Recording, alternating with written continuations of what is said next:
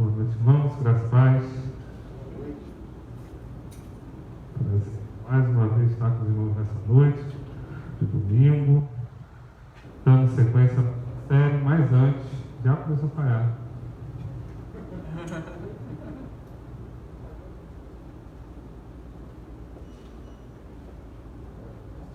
Som.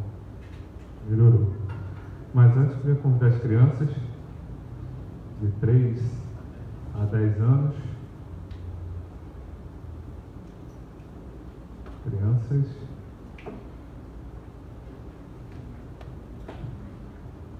Pode ficar despreocupado que eu nunca vou esquecer, porque ficou me lembrando o tempo todo.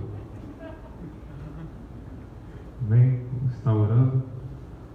Senhor, muito obrigado, Pai, porque o Senhor nos coloca no coração o desejo de seguir a Tua palavra desde a mais eternidade.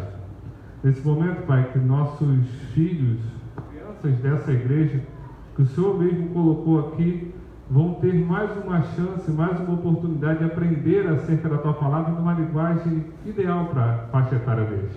Continue abençoando o departamento infantil, as famílias, as crianças, e que eles cresçam, Pai, em estatura, conhecimento e graça, e principalmente tendo consciência de que eles pertencem ao Senhor e são seus discípulos. Continue, Pai, a abençoá-los. Dê, Pai, entendimento para o que vai ser ensinado a eles nessa noite. Essa é a nossa oração em nome de Cristo. Amém.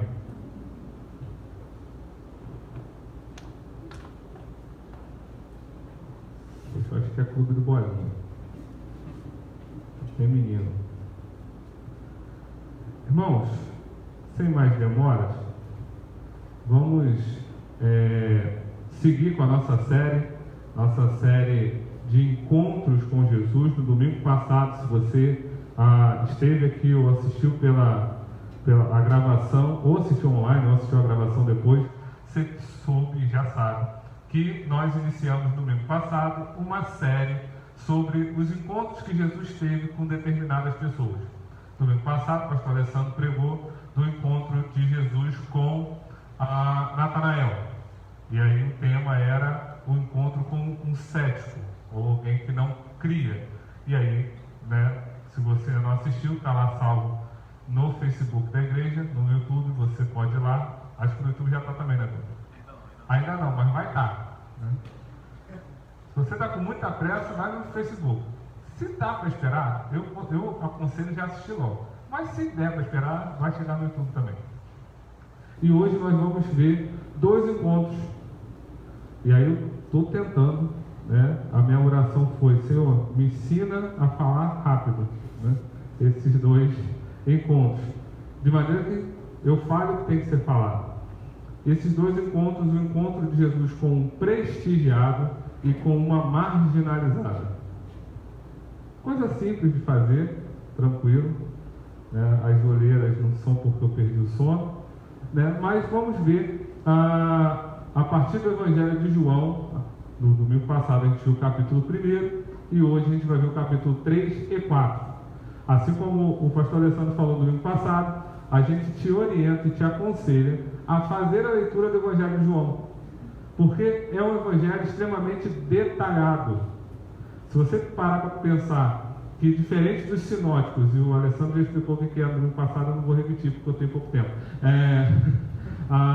ele já começa com Jesus grande.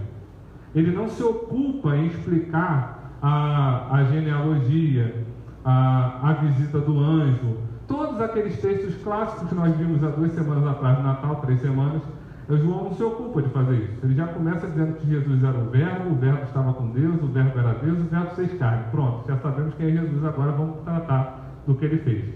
E aí no capítulo 1 ele já é batizado, ele já encontra com os discípulos de, até então, João Batista, depois passa a ser discípulos dele, e aí no capítulo 3 ele já está conversando, como a gente vai ver hoje, com um doutor da lei. No capítulo 4 ele já vai conversar com mulher, enfim, o ministério já está ali conectado com a cultura e fluindo.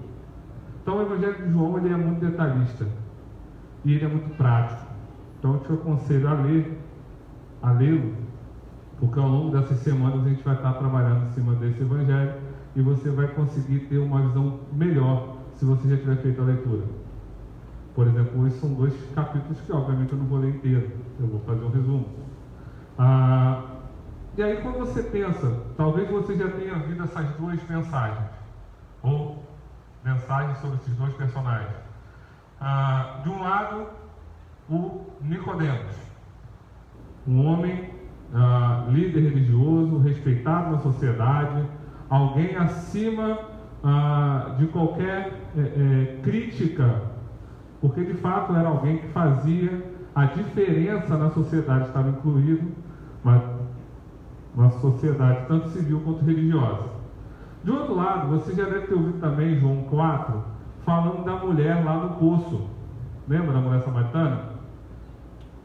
São 2 diálogos muito conhecidos, mas se você nunca ouviu falar deles, você vai entender também essa noite, porque a gente vai devagar. Eu só estou fazendo a apresentação geral dos 2 personagens. Se você parar para pensar em todas as mensagens que você já ouviu sobre esses 2 personagens, dificilmente você vai conseguir traçar uma relação entre essas 2 pessoas. Confesso que eu tinha essa dificuldade. E aí essa semana eu fazendo lá minha preparação, o gabinete em casa ainda não está pronto, ainda está no projeto do projeto, então às vezes eu faço na sala mesmo, né? As crianças correndo é uma maravilha, Deus usa. E aí, usa mesmo, vou dar um exemplo por quê. E aí, eu olhando, lendo lá alguns textos, eu falei assim, como que eu nunca percebi que esses textos fazem todo sentido de estarem juntos, ou melhor, em sequência. Jesus trata com um homem, doutor da lei, depois trata com uma mulher à margem da sociedade. E se você for traçar um paralelo, você vai ver exatamente uma correlação entre esses 2 textos. Lembra que eu falei que João, ele é detalhista? E a gente às vezes não presta atenção nos detalhes do texto. E texto conhecido, eu sou apaixonado por eles, porque a gente é craque em deixar passar os detalhes. Já conheço o texto, sei como é que é. Nicodemo chegou lá, tarde da noite, falou com Jesus, Jesus mandou descer de novo, ok. Conheço o texto da mulher também, foi lá beber água, não tinha água, Jesus falou que ela tinha um monte de marido, está tudo certo. E já sei que funciona. E não é só isso. Não é só isso. Se você pensar nesses 2 personagens, o que eles têm em comum? E aí agora você deve estar pensando assim, pastor, está viajando legal agora, né? O que eles não têm em comum? Nem o gênero.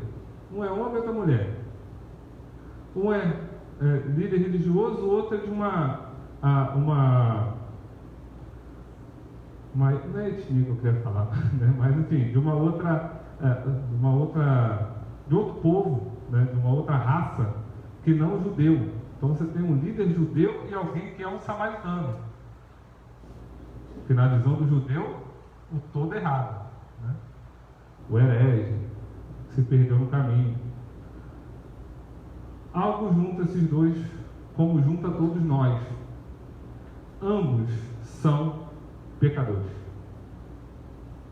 Ambos precisavam ter um encontro com Cristo. Ambos precisavam entender a sua necessidade de Cristo. O que diferenciava era qual era a forma que eles buscavam satisfazer essa necessidade que só Cristo poderia dar. E aí, se a gente entende isso, a gente entende que nós também temos relação direta com esses 2 personagens em algum momento da vida. Eu posso ser um marginalizado na sociedade e ter um encontro com Cristo e entender que Ele é capaz de satisfazer todas as meus anseios e angústias. Eu posso ser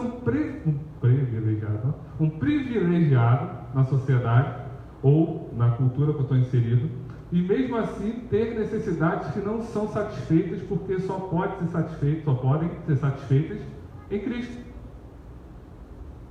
Amém? Até aqui nos ajudou o Senhor? Amém. E é interessante porque quando a gente entende a nossa limitação, quando a gente entende a nossa condição de pecadores, a gente começa a olhar para esses textos de uma forma um pouco diferente. Até porque o diagnóstico vem antes da prescrição. Então eu preciso entender o que eu tenho, ou o que eu sou, para entender o que Jesus faz nesses textos com as pessoas. e entender que faz conosco também. Se no terceiro capítulo de João, a gente dá de cara lá com um líder prestigiado pelo sistema civil e religioso e de uma moral elevadíssima, no capítulo 4 nós nos deparamos com uma intrusa social, moralmente questionável, religiosamente marginalizada. A religião dela, a gente vai ver mais à frente, não era a religião do povo judeu. Ambos em textos são bastante conhecidos, mas é interessante notar a diferença, ou melhor, a complementação que um texto tem com o outro. Embora sejam personagens distintos, com características distintas, as histórias se complementam. Talvez a dificuldade da gente entender que elas são complementares é a dificuldade que nós temos de entender do que é pecado. A nossa cultura, a nossa sociedade, muitas das vezes uma teologia equivocada nos ensina que pecado é tudo aquilo que o outro faz. E aí faz todo sentido para nós, quando a gente entende isso, o que está escrito em 1 João. Se dissermos que não temos cometido pecado, fazemos de Deus um mentiroso. Mas a gente olha para esses dois textos e fala assim: quem era o pecador da história? Nicodemos ou a mulher samaritana? Pode responder. Tá, eu já dei spoiler, né? Tá, mas se eu não tivesse dado spoiler, você olhar para esse texto e falar quem? A mulher. Óbvio que é a mulher. A culpa sempre é da mulher. Está vendo como o nosso olhar é errado? Primeiro, a culpa nunca, não é sempre que é da mulher. Está entendendo? Mas não é. A culpa é do pecado. Só que a nossa consciência de pecado, ela está deturpada. E a gente acha que pecado é alguma coisa que o outro fez e eu não faço. No meu, eu passo pano, né? Como diz o pessoal, mas para o outro não, acusa.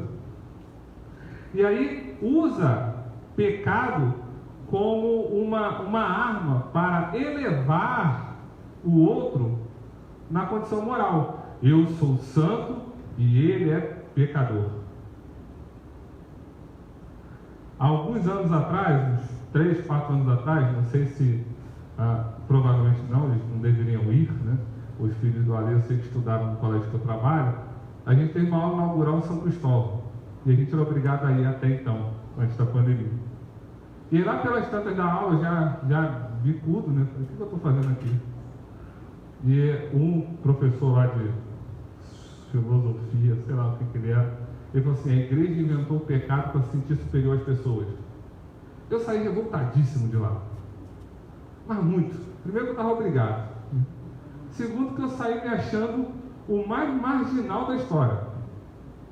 Porque pelo discurso, né, eu era tudo de ruim. Eu era homem, eu era heterossexual, eu era cristão, eu era, né, tinha estudado em escola particular, feito faculdade pública, eu estava todo errado. Mas não salvou nada ali. Eu saí de prestigiado para marginalizado numa palestra. Mas o que eu, depois, a gente estudando um pouco, não que eu concorde com o que ele falou, em nada, mas enfim, o que eu entendi da perspectiva dele, de alguém que olha a igreja de fora, é que muitas das vezes nós temos utilizado do pecado como arma de acusação. Eu não digo que eu discordo de você, eu digo que você está pecando. É o que acontece na igreja lá no Afeganistão. Aqui em São Gonçalo eu sei que não acontece. Mas lá no Afeganistão eu fiquei sabendo que acontece nas igrejas lá isso. Então o pecado começou a ser utilizado para fazer uma separação entre alguém que é moralmente elevado, o prestigiado, e aquele que não, que está vivendo de qualquer maneira. Só que a Bíblia diz que todos nós somos pecadores. E todos nós carecemos da graça de Deus. E assim, esses dois personagens são pecadores, cada um com o seu pecado, cada um com as suas necessidades. E Jesus vai de encontro às duas, ou melhor, os dois personagens e as duas necessidades. A compreensão bíblica de pecado ela é muito mais abrangente do que essa moeda de troca ou essa arma. A compreensão de pecado, no sentido bíblico de pecado, é aquela que ninguém consegue fugir do veredito de pecador, ainda o mais privilegiado, ainda o mais respeitado na sociedade religiosa, vamos dizer assim. Alguns anos atrás, faleceu o Dr. Russell Shedd. E aí, entre tantas falas, uma que chamou a atenção foi a da filha dele, que falou assim: eu só sei que meu pai é pecador porque a Bíblia diz que ele é. Eu nunca vi pecando, mas ele é pecador. O nosso desafio é ter, no final da nossa vida, esse tipo de declaração. Ele era pecador porque a Bíblia diz que é. Eu não vi, mas ele era, porque ele precisava do sacrifício de Cristo em favor dele. Mas vamos partir para os encontros aqui. Primeiro encontro. Vamos começar de trás para frente. Vamos começar do mais fácil. Mulher samaritana. Primeiro encontro dessa mulher marginalizada pela sociedade. E marginalizado também é outro problema da palavra, né? A gente acha que marginal é o bandido, né?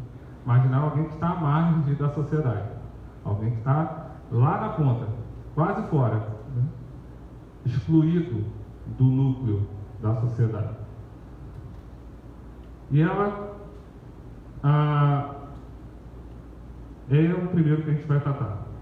Jesus está chegando na cidade, cansado. Os discípulos saem para procurar comida e ele vai para o poço. Obviamente sem balde, sem jarro, sem nada para puxar água, para pegar água. E aí o texto diz que chega, e aí é o texto que eu queria ler com os irmãos, João 4, verso 7, depois de 9 a 19, diz assim: a mulher chega, Jesus diz o seguinte: dá-me um pouco de água. Disse-lhe então a mulher samaritana: como tu, um judeu, pedes de beber a mim, que sou mulher samaritana? Pois os judeus não se davam bem com os samaritanos. Jesus lhe respondeu: se conhecesses o dom de Deus, e quem é que te diz, dá-me um pouco de água, tu lhe pedirias e ele te daria água viva. E a mulher disse: Senhor, tu não tens como tirar água, e o poço é fundo. Onde, pois, tem essa água viva?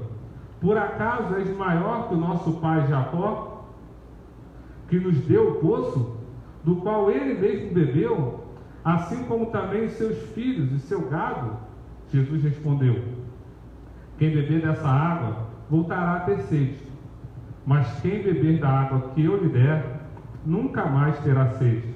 Pelo contrário, a água que eu lhe der se tornará nele uma fonte de água a jorrar para a vida eterna. E a mulher lhe disse: Senhor, dai-me dessa água, para que eu não tenha mais sede, nem tenha de vir aqui tirá-la. Então Jesus lhe disse: vai, chama o teu marido e volta para cá. A mulher respondeu: não tenho marido.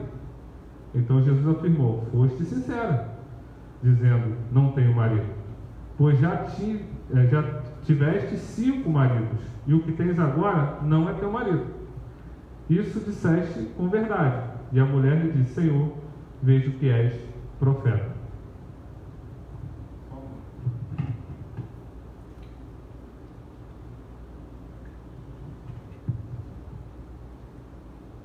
Antes de continuar com o conto, a gente precisa entender o quão extraordinária é essa conversa. Como eu falei, textos muito conhecidos, alguns detalhes passam despercebidos, passam batidos. Primeiro aspecto que nos impressiona nesse texto é que o movimento de iniciar a conversa parte do próprio Jesus. Jesus pede a água àquela mulher, dando início ao diálogo, dando início à conversa. Pode não parecer para nós incomum essa conversa. Temos um poço, temos alguém com balde, temos alguém sem balde, temos alguém com sede, é meio-dia, um sol de rachar, pede água. Qual é a grande novidade no texto, ou que torna essa conversa tão extraordinária assim? É o contexto sociocultural da época. Observa só, Jesus ele pede a água e imediatamente aquela mulher se assusta. Como assim? Você, judeu, pedindo água para mim, samaritana? Tem alguma coisa errada, né? Ela se espanta. Da onde surge essa confusão? Séculos antes, né, a maioria dos judeus foram exilados na Babilônia. E alguns que ficaram começaram a se relacionar com mulheres cananeias. E aí deram origem ao povo samaritano. Não só isso. Eles também iniciaram um processo religioso em que eles pegaram alguns elementos da fé judaica e alguns elementos da fé cananeia e eles fizeram um sincretismo, criaram uma nova religião. Por isso que os judeus olhavam para eles e falavam assim, tudo é herege. Não preservaram a pureza da raça, não preservaram a confiança em Deus, começaram a adorar outros deuses, a prestar outros cultos, por isso que a gente não gosta deles. Estou dizendo que o judeu está certo não, tá? Estou falando qual é a mentalidade do judeu. E aí, a religião sincrética fez com que os judeus olhassem para eles como inferiores. Esse é o primeiro motivo pelo qual a mulher olha para Jesus falando com ela e fala assim, tem alguma coisa errada. Nunca em sã consciência um judeu falaria comigo, que sou samaritano. E aí tem uma outra coisa que nos chama a atenção no texto, talvez você não tenha tido essa atenção chamada, mas essa mulher vai meio-dia no poço. Só tinha ela no poço. Parou para pensar? Por quê? Porque as mulheres iam cedo. Justamente para ter água durante todo o dia para fazer as coisas em casa. Por que ela ia meio-dia? Porque além de ser samaritana, ela era mal vista entre o povo samaritano. Até o seu próprio povo a discriminava. Caminhando mais um pouco. Então chama atenção o fato, né, que essa mulher, sozinha, meio-dia, marginalizada moralmente, uma completa intrusa na sua sociedade, mesmo na sua própria comunidade, ela era desprezada e ela marginalizada. E aí Jesus começa a falar com ela, ignorando deliberadamente todas essas questões, ignorando todas as barreiras impostas por pessoas em relação a essa relação que não poderia se estabelecer nunca naquele contexto. Homem e mulher, primeira barreira.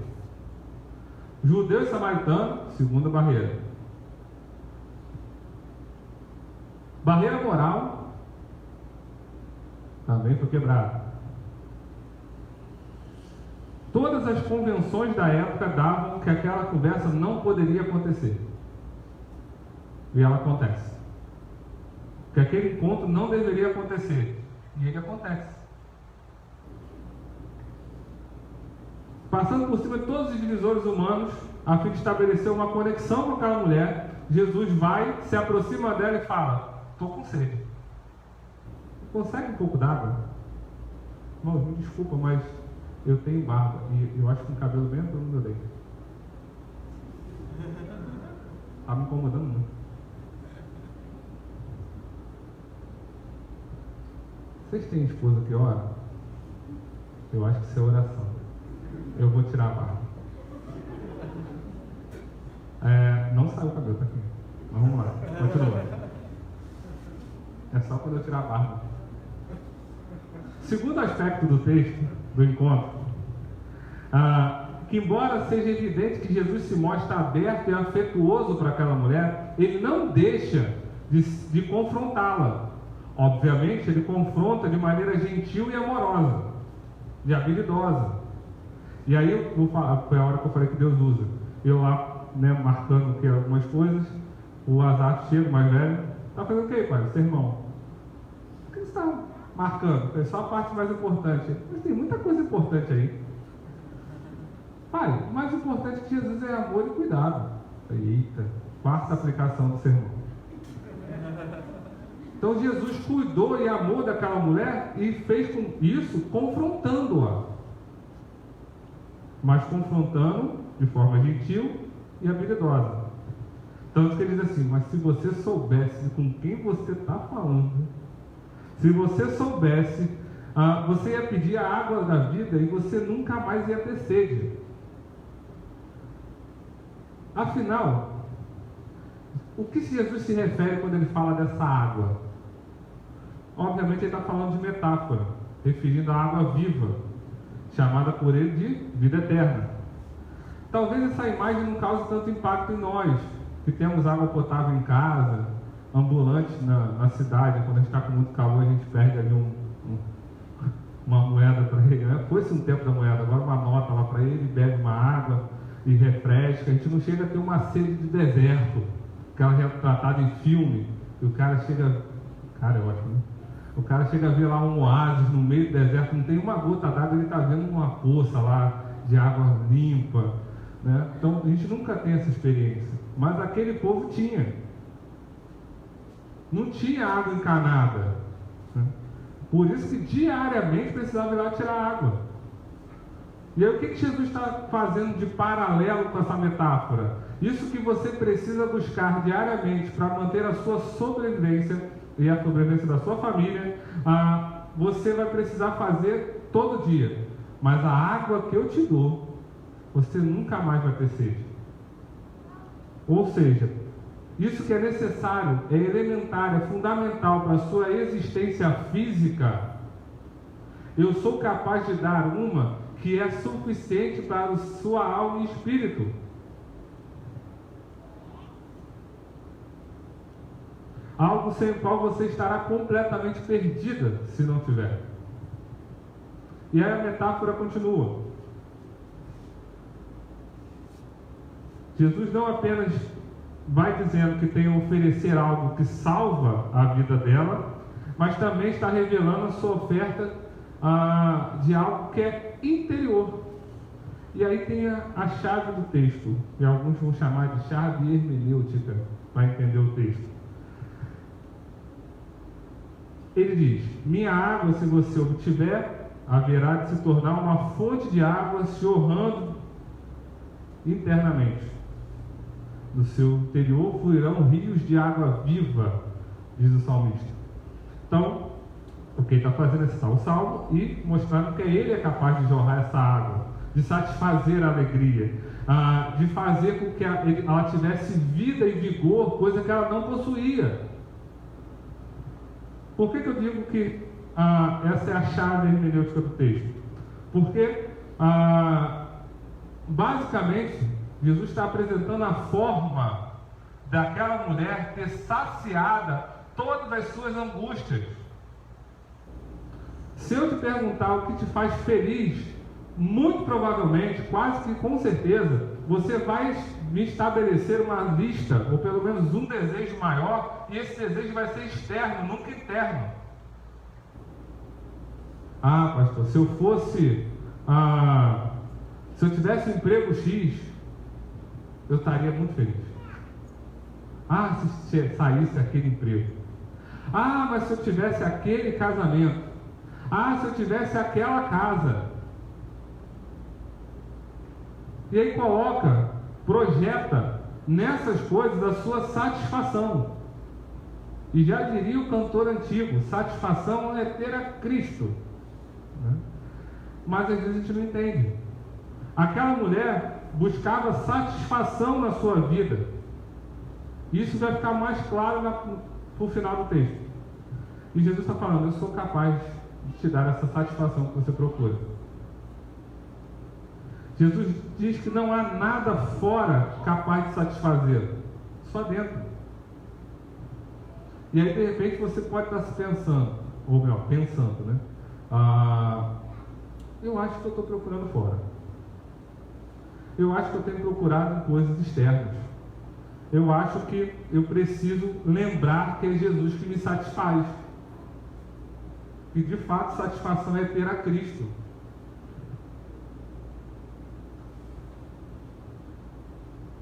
A maioria de nós não é capaz, nós, seres humanos, não membros da igreja, né? A maioria de nós, seres humanos, somos incapazes de entender ou de reconhecer qual é a sede da nossa alma. E a gente coloca em outras coisas, em outros lugares, em planos e metas. Iniciamos um ano agora, há 9 dias.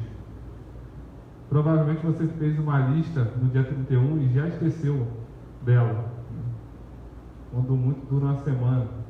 Claro que tem exceções, tem gente que consegue ser realmente organizado e tentar cumprir aquilo ao longo do ano. Mas a maioria, movido daquele sentimento de estar acabando, ano que vem vai ser tudo diferente, e aí não consegue mudar nem ele mesmo, então tudo fica igual.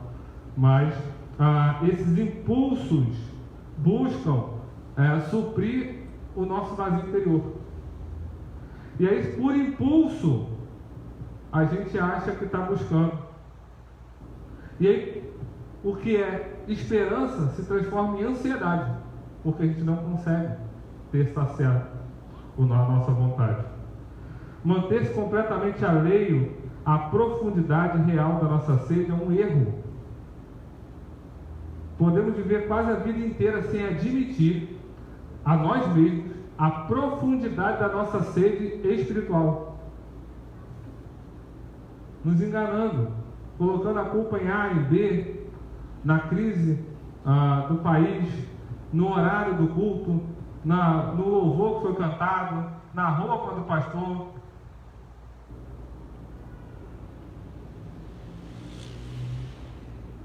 No emprego que não veio, no carro que não comprou,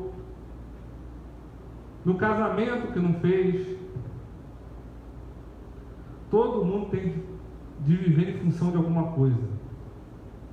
Mas Jesus argumenta que só Ele é, de fato, essa coisa. Primeiro, quando a gente vê em outras coisas essa satisfação, primeiro ela nos escraviza. E a gente faz de tudo para tê-la. Mesmo que isso custe a nossa saúde. Isso significa que se algo ameaçar esse objeto de desejo, você ficará desanimado e temeroso. Se alguém tentar impedir você de fazer isso, você vai ficar irritado. Se alguém conseguir alcançar essa coisa e você não conseguir, você jamais vai perdoar. Por que ela tem ou não tem? E aí começa, mas logo eu faço tudo certinho. Aí começa o currículo, né? Vou no culto todo domingo, participo de todo momento de generosidade, e eu não tenho. Em segundo lugar, caso você consiga alcançar, ela já não vai dar a satisfação esperada. É quase a síndrome do cachorro correndo atrás do carro. Corre, o carro para e faz o quê? Não sei, né? Essa parte eu não saí. Eu queria tanto que o carro alcançar o carro, agora eu alcancei, não sei o que eu faço.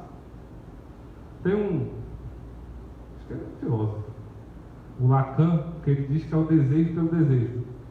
Você deseja desejar. No momento que você consegue, você passa a desejar outra coisa. Queria tanto. Vou dar um exemplo dos homens. Não que as mulheres não façam isso, mas geralmente isso é atributo masculino. Queria tanto aquele carro. E aí se arrebenta de trabalhar, junta dinheiro e tal, passa aquele financiamento, aprova, tem o carro. 6 meses, fala, esse carro não é nem tão bom assim, né? Tem um barulhinho aqui, rapaz, por que eu não vi isso antes?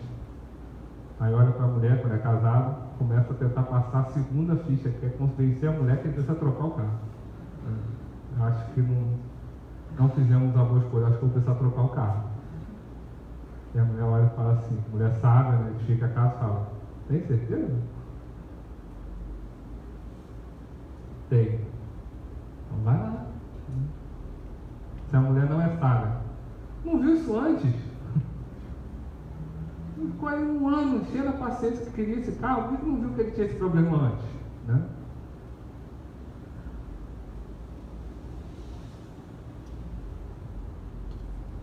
Jesus disse que a menos que você adore, a menos que você tenha Ele como centro da sua vida, a menos que você esteja tentando matar a sede espiritual por intermédio dele e não por essas coisas, a menos que você enxergue a solução da sua vida nele, apenas assim você não vai se desamparar no final. A gente costuma esquecer quando estamos sedentos por acreditar que realizaremos nossos sonhos, e quando isso acontece é fácil deixar Jesus para trás. Tem um episódio da Grande Família, não vai tratar de Jesus não, ele trata do São Cristóvão, mas vamos lá, que alguém some da família, eu acho que é o Lineu, olha o spoiler, mas ele tá velho, né? E aí ele começa a fazer promessa para São Cristóvão, né? Conhecido como padroeiro dos taxistas. E aí no momento que ele faz o pedido para São Cristóvão, o telefone toca, acha um Lineu, ele fala, não precisa mais não. Às vezes a gente faz exatamente assim com Jesus. A gente pede, não consegue, não precisa mais não, já consegui aqui. Não foi o senhor, né? Não vou ficar em débito, né? E é interessante, a mulher junto ao poço tinha essas mesmas ilusões que nós temos, de buscar em outras coisas, em outras pessoas, em outras relações, satisfazer esse vazio que só Jesus podia satisfazer. E aí na mesma hora ela pergunta para Jesus, mas como que eu vou beber essa água? O que eu preciso fazer para me satisfazer? E aí Jesus aparentemente muda de assunto. Vamos para o diálogo. Que água é essa? O senhor pode me dar? E aí Jesus vira e fala assim, vai buscar seu marido. E nesse momento, o pessoal que acostumou a usar pecado como arma,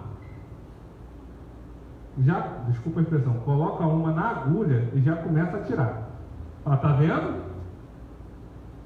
Pecadora. Jesus mandou ela se consertar primeiro, buscar um marido que nem era dela. E aí começa outras loucuras do texto, que não está no texto.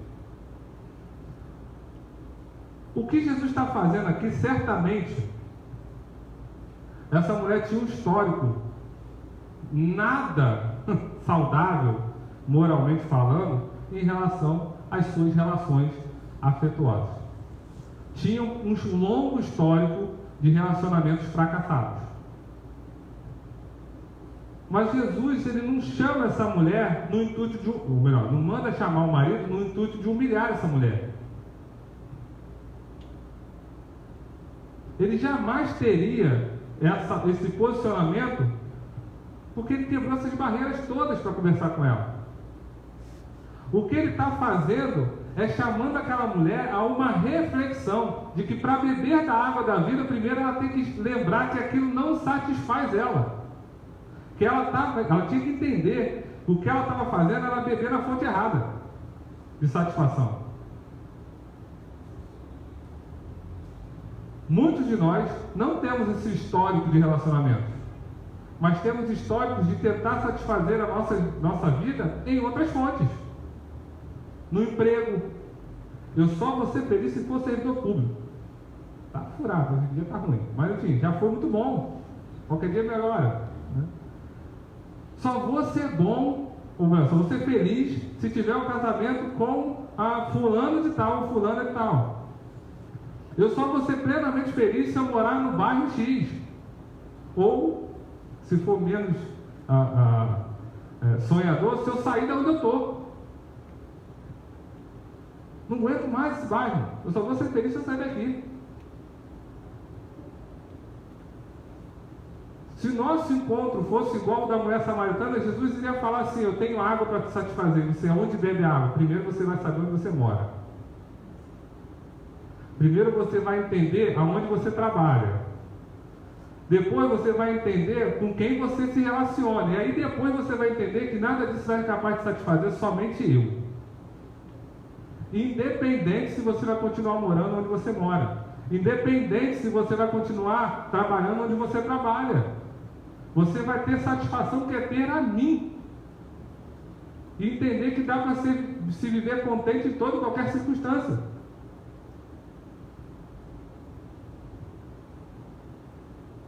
Se você conseguir compreender a natureza dessa água viva que eu ofereço, você primeiro precisa entender aonde você tem buscado a sua própria vida.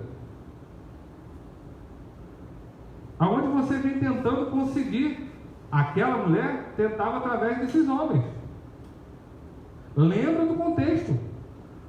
Naquele contexto, mulher sem homem nem existia. Tanto que quando Jesus institui a igreja, tem que cuidar das viúvas.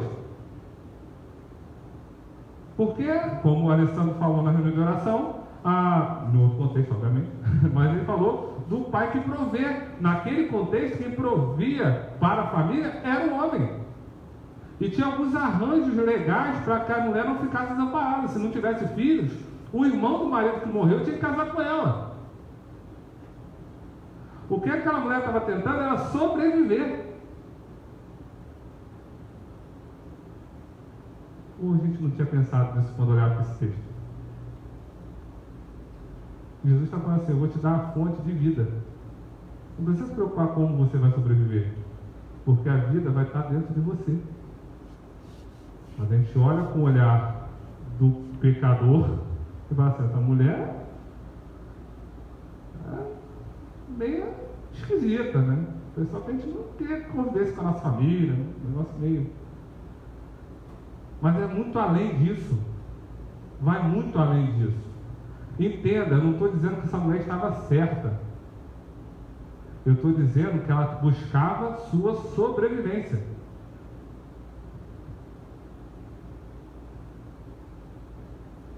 Nesse ponto, choca a nossa percepção e conhecimento que ela demonstrava a sua vida. Porque aquela mulher entendia e conhecia da palavra. E só nesse momento ela levanta.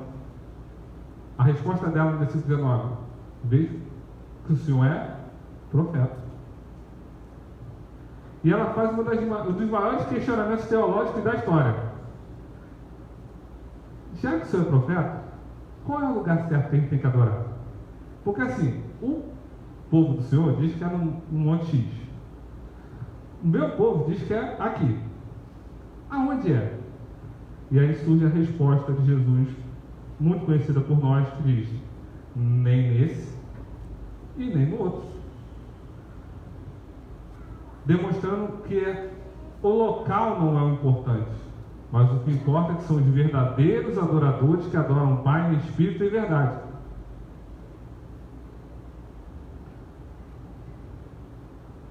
Amém? Vamos para o segundo encontro. Então, recapitulando, aquela mulher estava lá fazendo sua atividade laboral diária. Jesus se aproxima dela, pede água. Ele inicia um diálogo, o diálogo desenvolve, ele apresenta como alguém que pode satisfazer as necessidades de existência daquela mulher. E ela entende isso, ela pergunta como tem que ser feito, ele dá o recado de como ela tinha que se proceder, abandonando as questões secundárias da sua vida, porque somente em Cristo ela teria satisfação, e ela recebe de Cristo que deveria ser ou melhor, que ela deveria adorá-lo em espírito e em verdade, dependente do local, dependente da raça dela, dependente da forma como ela é vista pela sociedade. Jesus rompeu com as barreiras para que ela pudesse ouvir dele que ela tinha salvação.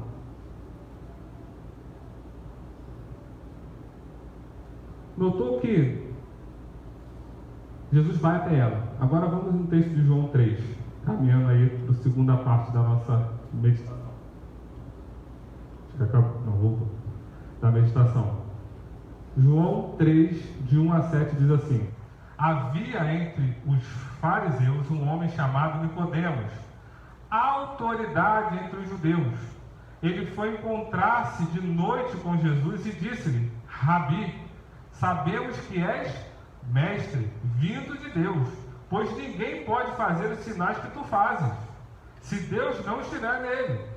Jesus lhe respondeu: em verdade te digo, que ninguém pode ver o reino de Deus se não nascer de novo.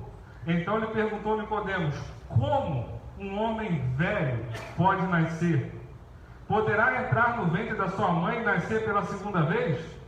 Jesus respondeu: em verdade te digo, se alguém não nascer da água e do Espírito, não pode entrar no reino de Deus. O que é nascido da carne é carne, o que é nascido do Espírito, Espírito. Não te admires de eu te dizer, necessário vos é nascer de novo. Notou aqui que acontece quase o oposto em relação à mulher?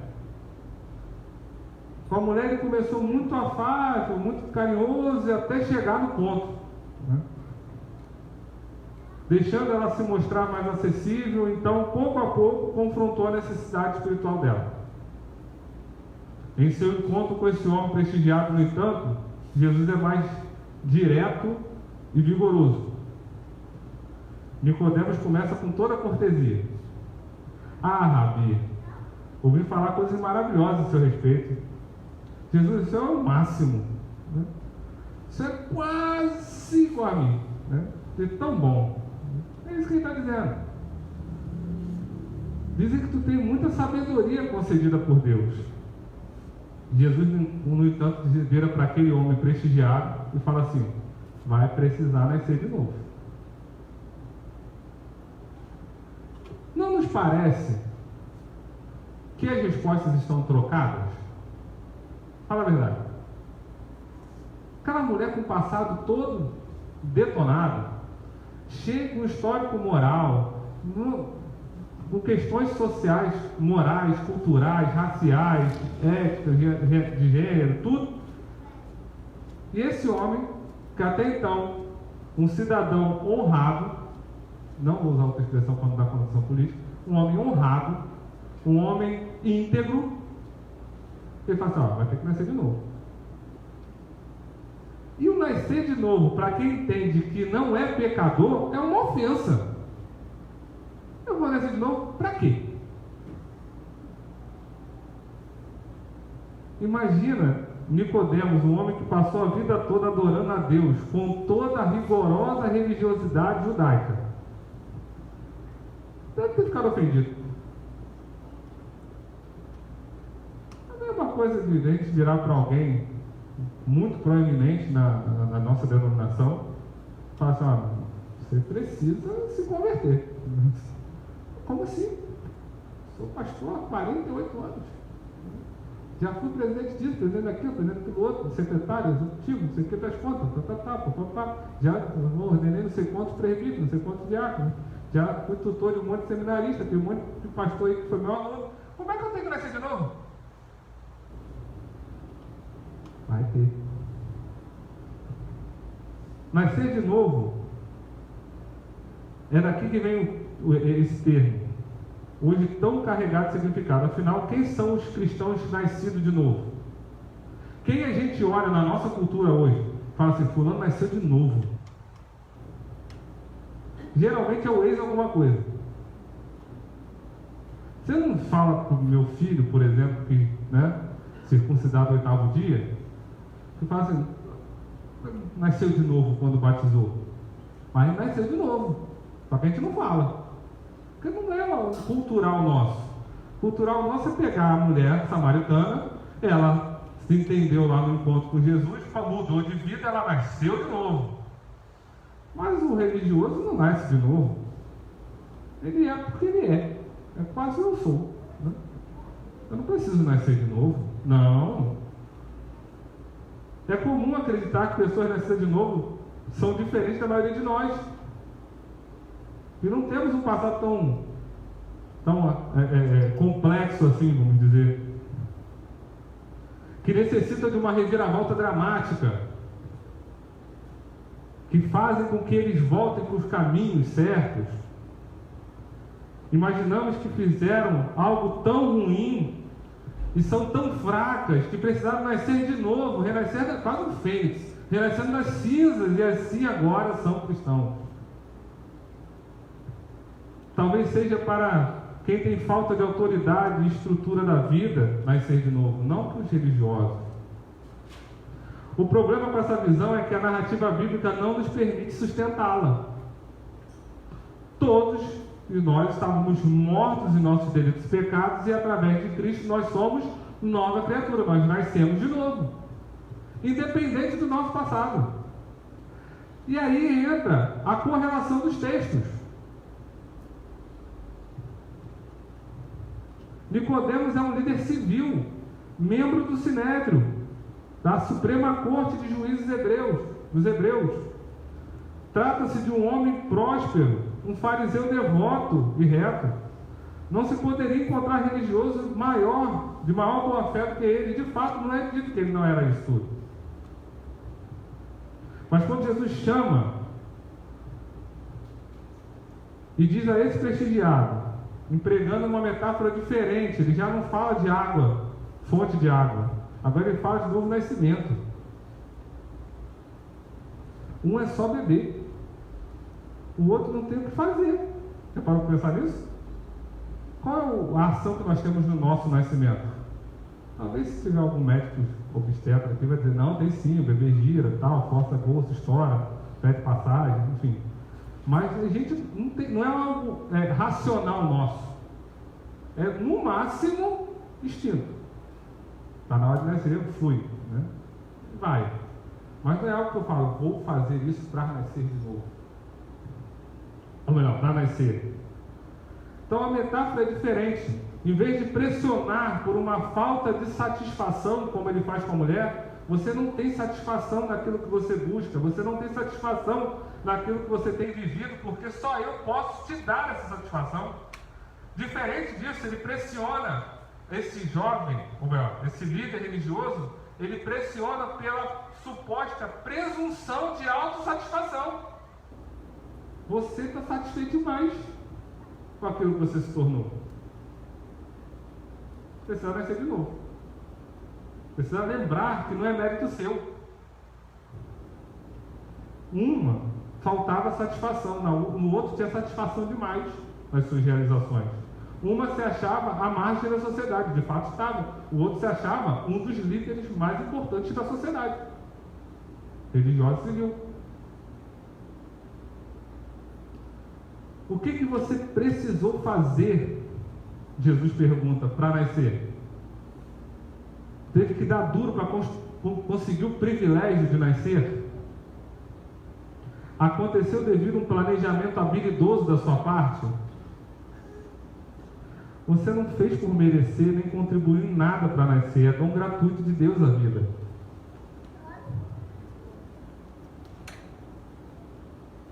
O mesmo acontece com o novo nascimento. A salvação é pela graça. Não há esforço moral capaz de conquistar uma salvação.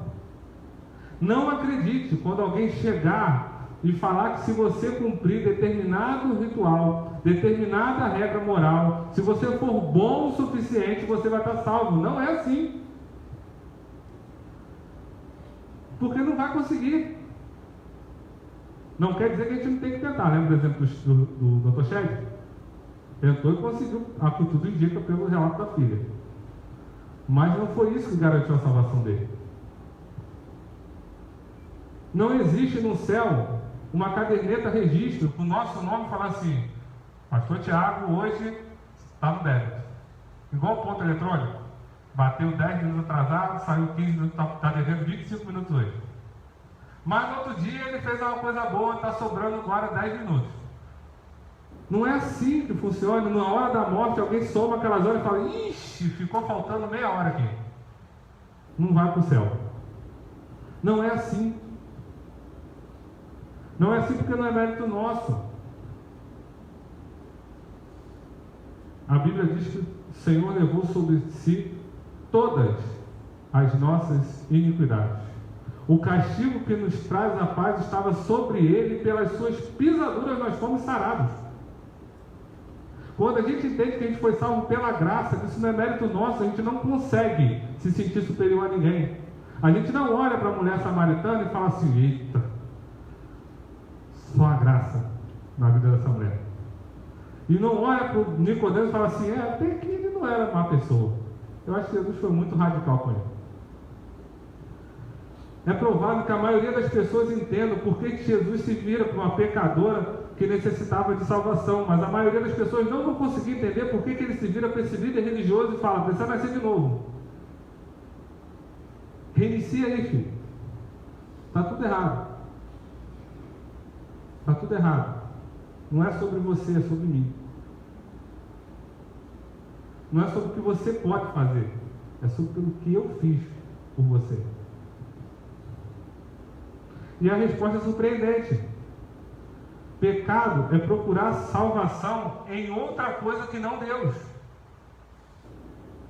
Aquela mulher procurava a sua salvação física de sobrevivência daqueles homens. E aquele líder religioso buscava a sua salvação no seu status, no seu conhecimento, no seu prestígio. Quem aqui assistiu ao Auto da Compadecida? Assiste aí, irmãos. É bom, Ariano Suassuna. Tem uma cena muito interessante no julgamento. Claro, assista como obra de ficção. Mas tem um momento muito interessante quando eles estão chegando no céu. Quem não assistiu, desculpa, mas o filme é da década de 90, então já dá para ter assistido, porque eu tenho que dar spoiler. E eles estão chegando e na matança lá morre o padre e o bispo. E a primeira coisa que o bispo faz quando chega lá, está morto. Ele fala assim: deve ter algum lugar reservado aqui para os clérigos, né? A gente deve ter prioridade, tem uma fila imensa, né? Deve ter uma prioridade, né? E exatamente às vezes o que passa no coração dos religiosos, que somos nós. A gente deve ter alguma prioridade, não é possível. E a gente olha para algumas parábolas de Jesus, como a do trabalhador, que aquele que chegou 6 horas da manhã e aquele que chegou 3 horas da tarde recebeu a mesma coisa, e a gente fala assim: por que quando eu cheguei no fim do dia? Dei mole, cheguei cedo demais, ele mandou começar cedo. Quando ali a mensagem não é essa, óbvio que não é. É entender que não é o tanto que eles trabalharam, mas foi o fato de eles confiarem no dono da seara.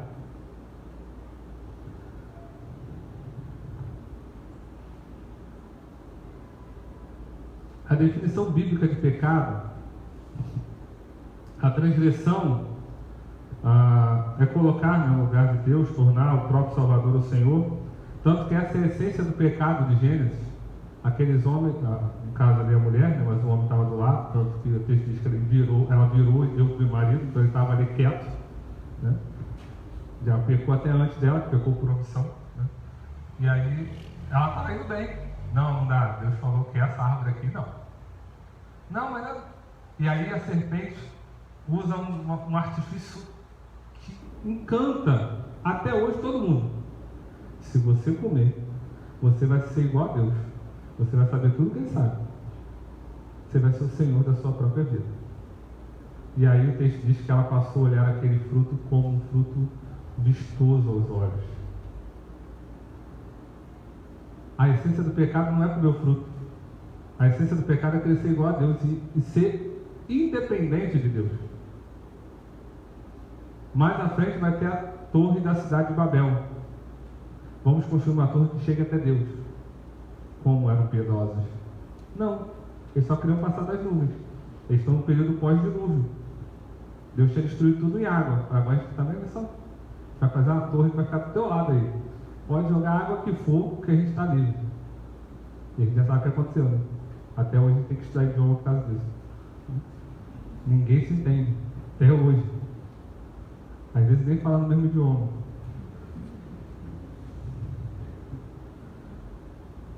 Um modo de fazer isso, pecar, é infringir todas as regras morais em busca de prazer e felicidade. Quais são as regras morais? Basicamente os mandamentos. Como a mulher do poço fez. A mulher foi lá e buscou a sua felicidade e transformou ela em um objeto de desejo. Alguns transformam em dinheiro. Eu nunca vi tanto crente tio Patinhas como a gente tem visto nos nossos dias. Falou que vai ficar rico, o povo converte na hora. Eu só lembro da minha mãe, caixão não tem gaveta. Não dá para levar não, vai ficar aí. Se ganhar, né? Outros trocam a satisfação em Deus por poder, como foi o caso de Nicodemos. O fato dele ter prestígio e status fez dele uma pessoa que achava que estava bem. Outros transformam em sexo, outros transformam em qualquer outra espécie de felicidade, achando que aquilo vai dar salvação para eles. Mas também existe a maneira religiosa do ser seu próprio Salvador e Senhor, e agir como sua vida decente e realização moral pudessem fazer você exigir de Deus qualquer coisa, inclusive a sua salvação. Como sua vida decente e a realização moral fizesse com que Deus fosse obrigado a responder às suas orações do jeito que você quer. Nesse caso, você está esperando sua própria bondade moral e não a salvação de Deus. Portanto, como você pode observar, Nicodemos e a mulher samaritana são igualmente pecadores e necessitados da graça. Nós também. Em todos os casos, você pode tentar ser o seu próprio Salvador, o seu próprio Senhor, procurando deixar Deus em dívida com você, de tão bom que você é. Pelo menos fazer com que o universo fique ao seu favor. De um jeito ou de outro, a gente precisa se arrepender. Reconhecer que a nossa necessidade é de Cristo, que só pode ser suprida em Cristo. Pedir que Deus, ou melhor, a Deus, que receba essa satisfação por causa de Jesus. Algumas pessoas podem dizer: mas eu não sou nenhum desses dois tipos. Eu não sou nem o religioso que se acha, e nem sou um pecador lá marginalizado. Sou alguém moralmente bom e não tem nada de religioso. Talvez exista um Deus, não tenho certeza. E se ele existir, ele vai ficar feliz do jeito que eu estou vivendo. Tem pessoas que pensam assim. De qualquer maneira, ou de qualquer forma, ser uma boa pessoa deve importar. As pessoas pensam assim. Imagine a viúva que tem um filho no qual ela cria na cozinha dos patrões. Isso não é uma coisa muito fora da nossa realidade urbana. Criada ali, põe na escola com muita dificuldade, até numa boa universidade ele consegue passar, ele estuda com grande sacrifício pessoal da mãe, porque os recursos são escassos. Enquanto tudo isso acontece, ela diz: filho, quero que você tenha uma vida correta, quero que sempre diga a verdade, sempre trabalhe muito e cuide dos pobres. Depois de formar na faculdade, o rapaz parte para seguir sua profissão e, consequentemente, sua vida, e nunca fala com a mãe. Passa o tempo e nem liga. Não tem tempo de ligar. Pode ser que ele mande um cartão no aniversário, mas nunca telefona nem visita. Se você lhe perguntasse sobre o seu relacionamento com ela, o rapaz responderia: não tenho nada a ver com ela pessoalmente, mas sempre digo a verdade. Mas sempre cuido dos pobres. Tenho vivido da forma correta. Isso que importa, não é? Eu fiz tudo que ela pediu que eu fizesse. Eu nem tenho relação, nem ligo para ela. Mas assim, eu vivo do jeito que ela falou que era para viver. Eu amo ela. Tem gente que age assim em relação a Deus. Eu não tenho nenhum relacionamento com ele, mas olha, eu estou fazendo o que ele diz que é para fazer. Eu não roubo, né? Eu não roubo, eu não mato, eu não minto, né? Eu não traio.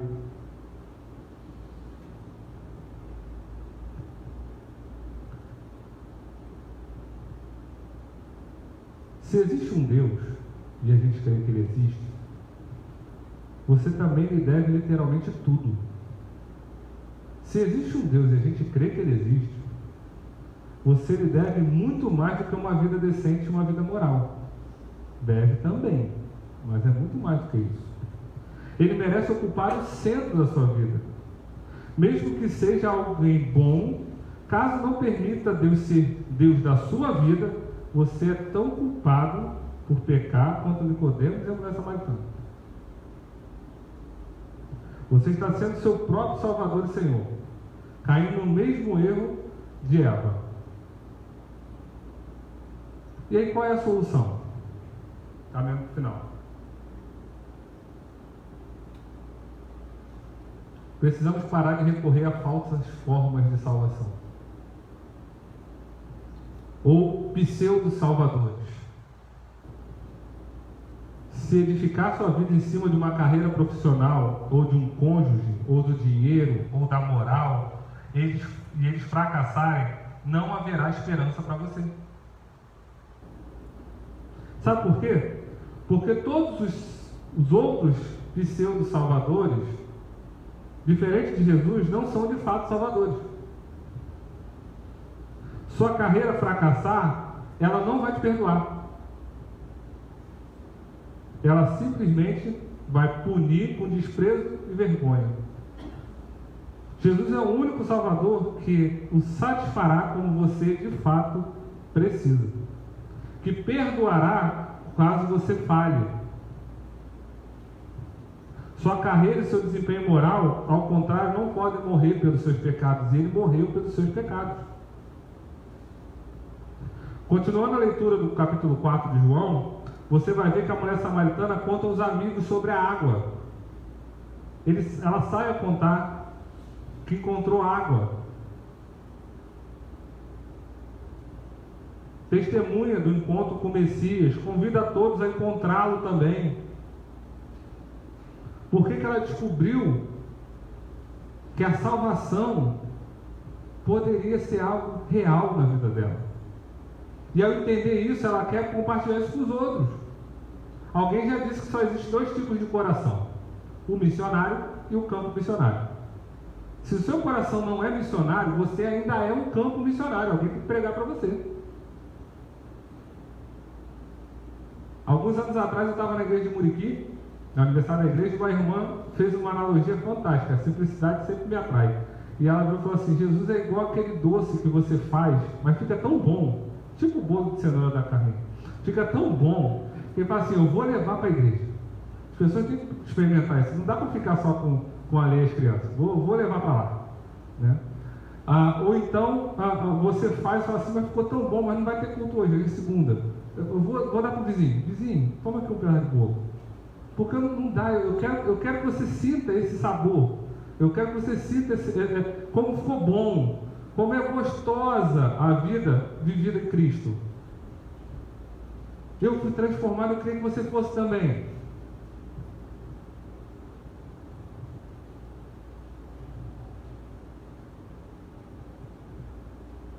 E o interessante é que essa história toda começa no capítulo 4, porque Jesus teve sede. E ele foi até o poço. Não foi a última vez que ele disse que teve sede. Teve um outro momento de João que ele disse que teve sede. Na cruz, antes de morrer. Jesus estava experimentando a perda de relacionamento com o Pai. Ele experimentou a sede que aquela mulher tinha no poço. Ele experimentou a sede que nós tínhamos sem encontrar Ele.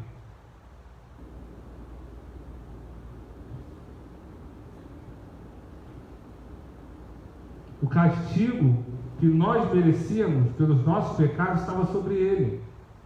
Por isso, inclusive, que ele exclama que Deus o abandonou naquele momento.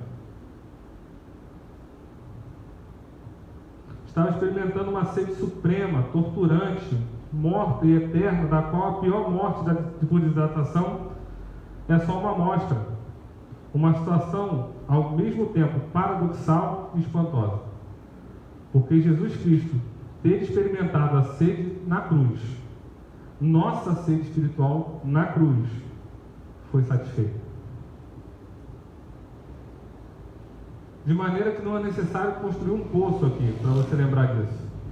Mas é necessário todos os dias te apontar para a cruz. Porque o encontro mais importante não foi no poço, foi na cruz. A sede foi de fato matada da nossa insatisfação na cruz. Porque na cruz nós tivemos um Salvador.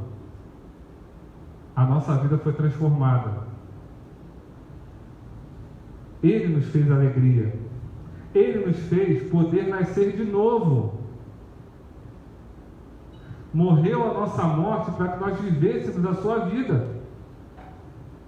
Sentiu sede para que nós pudéssemos beber da fonte da água da vida. Contemplar o que Ele realizou, porque fez, irá inevitavelmente desviar os nossos corações dos falsos salvadores. Lembrar que Jesus Cristo voltará. E essa volta vai ser para nos levar. Que Cristo é a nossa adoração. Esse é o Evangelho. O mesmo para o cético, igual nós vimos no domingo passado com o pastor Alessandro. O mesmo para o prestigiado. O mesmo para o marginalizado. O mesmo para todos nós. De um extremo ao outro. Não há perdido que ele não possa alcançar. Não há marginalizado o suficiente que ele não possa transformar. Não há sede que ele não possa matar.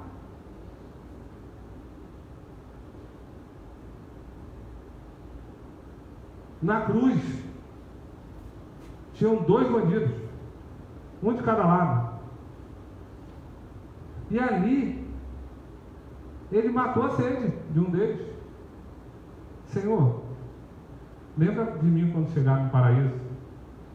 E ele olha e fala assim: a gente vai estar junto daqui a pouco. Hoje mesmo a gente vai estar junto no céu. Não se preocupa não. A paz que excede todo entendimento. A fonte que jorra do nosso interior. E não precisamos mais buscar nada fora, porque Ele está dentro. A Bíblia diz que dentro de nós fluem rios de água viva. Que nós somos templos do Espírito Santo. E ao morrer na cruz, Ele disse que não nos deixaria só. Que enviaria o Consolador. E que não está fora, está dentro. Que nos convence da justiça, do juízo e do pecado. E faz com que a gente lembre que ainda que o nosso passado dê vergonha, Ele mata a nossa sede. Ainda que nós sejamos privilegiados, nós precisamos nascer de novo. Que não é sobre nós.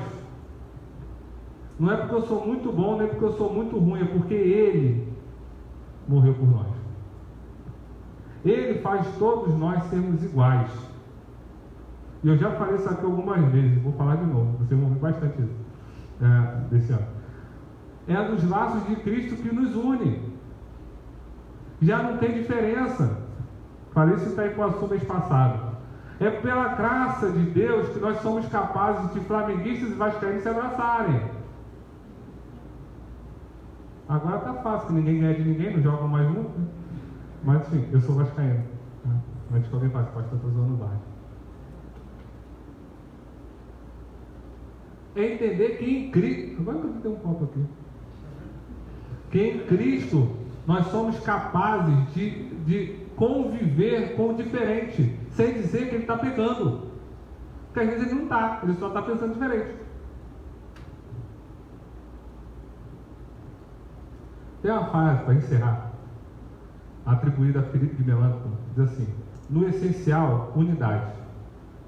No não essencial, divergência. Em tudo, fraternidade. O que não dá para negociar com o Evangelho, aí não tem jeito, tem que ser unido. O que não é Evangelho, a gente negocia. Olha, ele pode ser tricolor. É tricolor, né? Deixa pra lá então. Vou nem perguntar. Ele pode ser, a gente pode conviver muito bem assim. Tem que orar um pouco mais, mas a gente consegue. Ele pode preferir praia e eu preferir serra. Isso não é relevante, a gente pode conviver. Eu posso eventualmente ir na praia com ele pode eventualmente ir na serra comigo. Vocês estão entendendo onde eu quero chegar, que eu não vou chegar, né? Estão entendendo? Tá.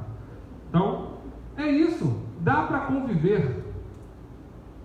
Se eu entender que o que me une é Cristo e não as minhas vontades, não as minhas preferências, seja elas quais for, de praia, de time, você entendeu? Né? Do que for. É o Evangelho que pauta a nossa vida. É o Evangelho que transforma a nossa vida.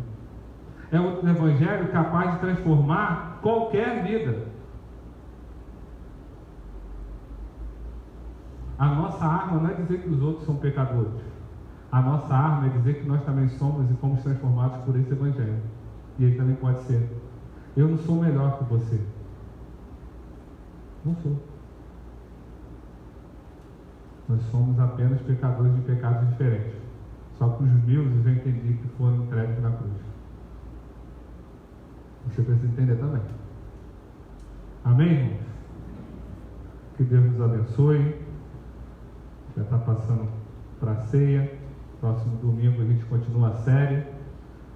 Não lembro de cabeça qual é. Não vou dar spoiler. Você lembra? Sim, a ressurreição de Lázaro. Eita, o encontro com Lázaro. Bom também, não perca.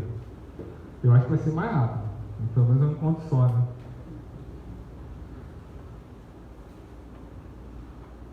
A gente vai estar orando, te convido a colocar em pé, você vai participar da ceia. Lembrando de uma forma toda especial do sacrifício de Cristo. Lembrando que esse é um símbolo desse sacrifício. Você vai estar comendo um pedaço de pão, bebendo um cálicezinho de suco de uva, e que eles não têm poder neles mesmos. Se você pegar esse cálice, esses dois cálices, um está com pão, outro está com vinho, e não entender que isso representa o que o Cristo fez por você, é melhor que você nem participe. É o que a Bíblia diz. Quando ele diz para examinar a pose do homem a si mesmo e ter discernimento, é isso que ele está falando. Eles não têm poder neles mesmos. Não tem. Mas eles lembram do que foi feito. É um sinal visível de uma graça que foi nos derramada de forma invisível. A Bíblia diz que nós seríamos ainda mais abençoados porque nós não vimos e cremos. Cristo morreu para nos redimir dos nossos pecados. Cristo morreu para que nós pudéssemos hoje termos livre acesso através de oração, para que nós pudéssemos reunir nesse local juntos e cantarmos louvores, chamar uns aos outros de irmãos, independente das nossas diferenças. Dependendo se nós somos samaritanos ou se somos judeus. Né? Claro que de forma figurada, né? Ninguém que nem é judeu nem é samaritano. Mas ainda que eu tenha outras origens, isso não nos impede de termos comunhão. Então, nesse momento, enquanto o Ministério vai estar cantando, te convido aqui pelo canto, pegar os elementos, né, e voltar pelo meio. Não vai ser dado nenhum start para uma ordem. Eu fui militar, tudo que eu falo ordem, eu tenho um peso muito grande, mas não vai ser dado nenhum direcionamento, nenhuma ordem para você tomar. Você vai ser no seu tempo, quando o Ministério toca, logo após a gente vai estar vamos estar orando, logo após você vai estar fazendo isso. E após isso, convido todos a sentarem. A gente vai estar encerrando o culto. Amém? Senhor, muito obrigado, Pai, porque o Senhor envia seu Filho para morrer em nosso lugar, vai levar sobre ele os nossos pecados, as nossas transgressões, o castigo que estava sobre os nossos ombros, o Senhor colocou sobre os ombros dele. Em gratidão, Pai, por tamanha graça, não seremos capazes nunca de merecer, mas o Senhor olha com o seu olhar de misericórdia, derrama graça em nosso favor e nos faz teu povo. Nós não éramos povo, o Senhor nos fez povo. Nós não tínhamos alcançado misericórdia e agora alcançamos a tua misericórdia.